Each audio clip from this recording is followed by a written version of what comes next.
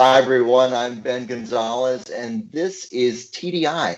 Today, we're going to be talking about car break-ins and what you can do to maybe prevent that so you don't have to file an insurance claim. And joining us today is Sergeant Tracy Hicks from the Houston Police Department. He's part of their Auto Crimes Task Force. Welcome, Sergeant Hicks. Thank you for having me. Excellent. Well, how often do cars get broken into? Well, here in Houston, we like to brag we're number one. We have average reported car break-ins between 85 and 95 is the reported number, and that seems to be pretty steady the last several years, maybe going up a tiny tick here and there, but we've been pretty busy.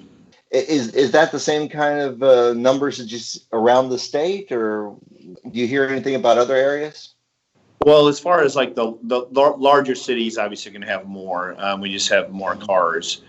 We have quite a few people that don't actually report car break-ins. So our estimates are actually quite a bit higher than that, and a lot of people don't make an insurance claim if they figure their deductible is not going to cover it, and they don't want to wait maybe a couple hours. There's low priority calls. A lot of people there's no damage. People leaving their cars unlocked.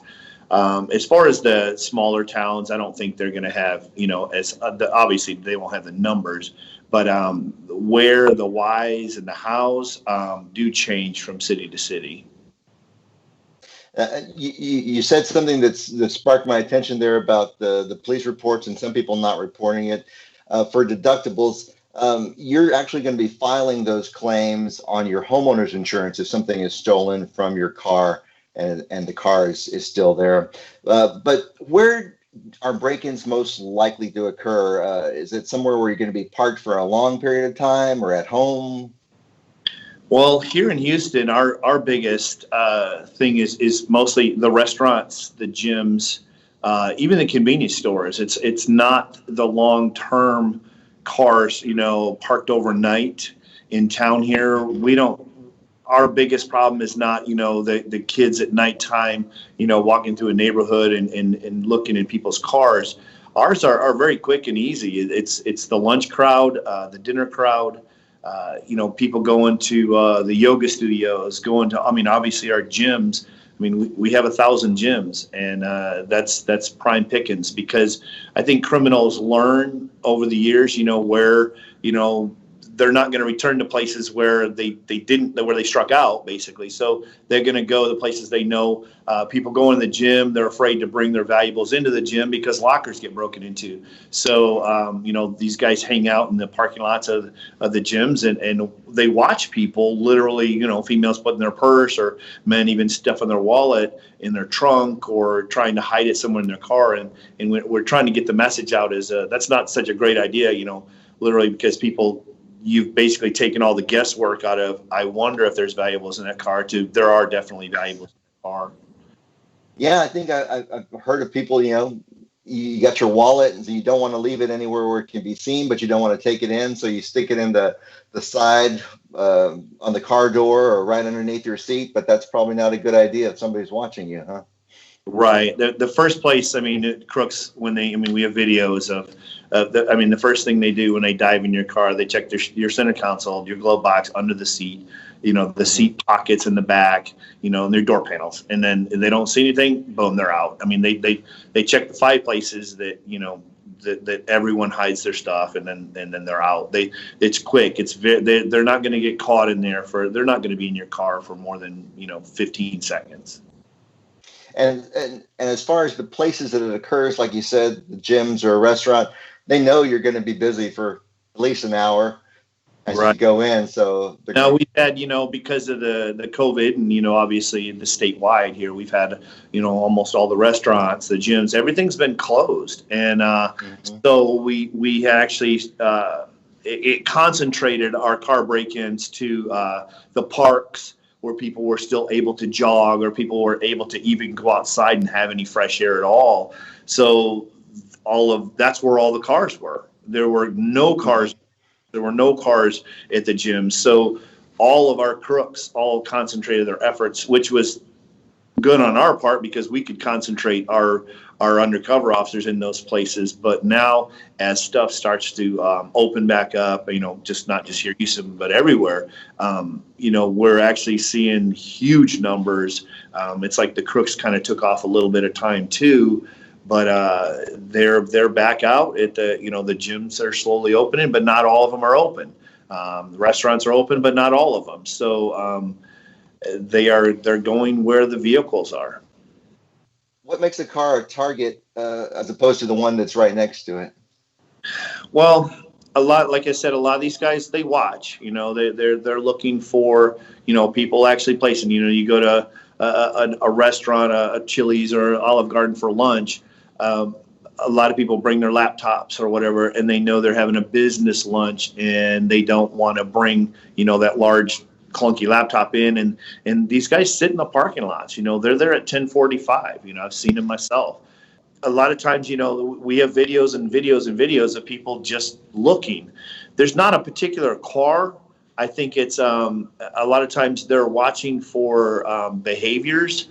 When a lot of people go away from home, they might be more vigilant to, I would never leave my purse or leave my car unattended or leave my car running. But when people get close to home, they kind of let their guard down. We all have our favorite grocery store that we go to, and you've stopped there 1,000 times to pick up bread and milk, and leaving something like your laptop or something valuable, your camera bag, whatever, in your car. I'm just going to run in here for a minute. That's what crooks are hoping for. They're going to the daycares. They're going to the local convenience stores where you've gotten your cup of coffee every morning for the last 3 years. The clerk, and you let your guard down because you've done it 100 times. In the wintertime, people have a tendency to leave their car running. They're only 2 blocks from home. Their car's not warmed up. They run inside for just a second, grab a coffee, and come back out. Same thing on the way home. You grab something quick. People are leaving their cars. It's hot in Texas. We don't want the AC. And that's what these crooks are looking for. They're looking for not a particular car, but a pattern of behavior. And they're going to go where those patterns are profitable for them. And is it a matter of a newer car or older car, or is it just having an easy target or an open door? Do they break in, or is it just looking for open doors? It depends. A lot. We have, probably a third of the BMVs are open doors. I mean, we do here in Houston. We some of the community service officers will actually go into an apartment complex with a manager and just check doors, and we'll leave we have little report cards, and you would be shocked at the number of cars we find unlocked. And I've talked to people and say, well, I don't have anything valuable. I don't want them to break a window, which costs me $300, $400, $500. I just leave my car unlocked, which we tell people, no, do not do that. It just gives them an easier way to, if they are actually looking to steal the car. Anything else we can do to prevent break-ins? The best thing, and it's been said 1,000 times, and there's posters, and everyone sees the signs. It's not leaving valuables in your car, and these guys are gonna. I tell people, hey, if you don't leave anything of value in your car, they're not going to hit your car. In Houston, and then also Dallas, Austin, the bigger cities in Texas, we've actually seen quite a big shift in the last year. I've been, teaching community groups, hey, don't leave stuff in your car, because when a bad guy's looking in your car and your car looks like it's brand new and the car next to you has a backpack and a camera bag, which car do you think he's going to break into? And well, it makes sense that if my car looks clean, he's not going to break into it.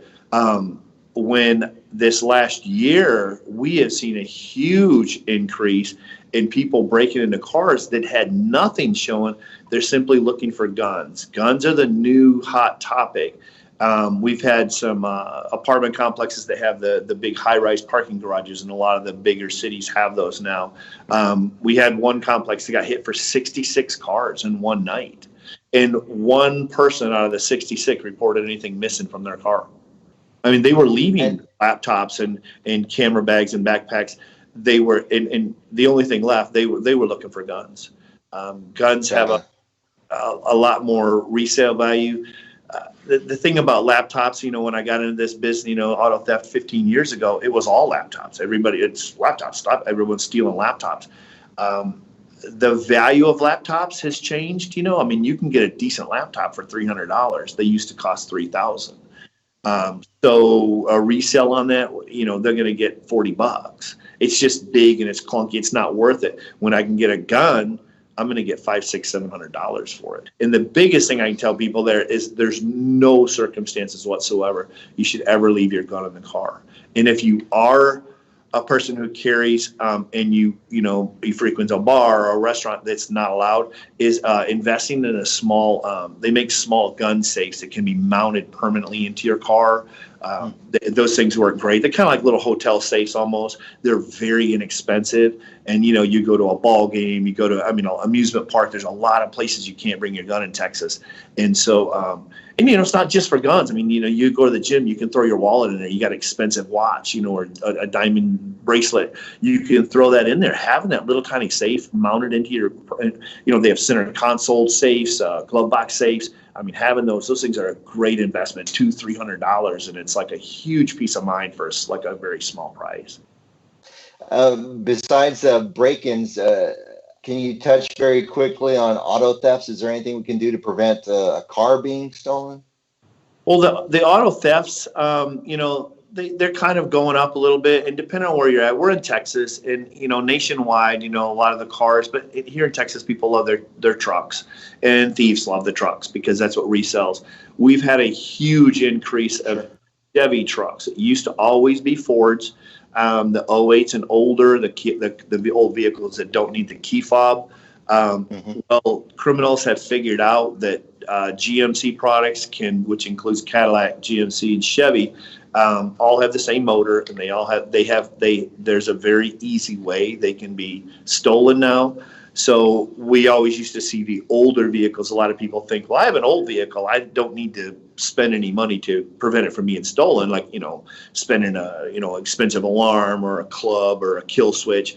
Well, you're actually a lot more likely, about 10 times more likely to have your car stolen if you have an older car, like an 08 or older. Because a lot of these people, they're not stealing a 2000 Tahoe to part it out. It's not. It's worth $1,000. It's not worth the whole vehicle itself. The parts aren't worth anything. They're stealing old cars to commit other crimes. If you're going to go rob somebody, you're going to go shoot somebody, you're going to go commit other crimes. You just need a car, and so the older cars are easy to steal because they don't have that key fob in them. What they have figured out is the Chevys 2015s till the brand new ones, they have found a way to bypass that key fob, which I'm not going to tell you because it's a secret. No, don't tell us. That's Sure. fine. All right. No.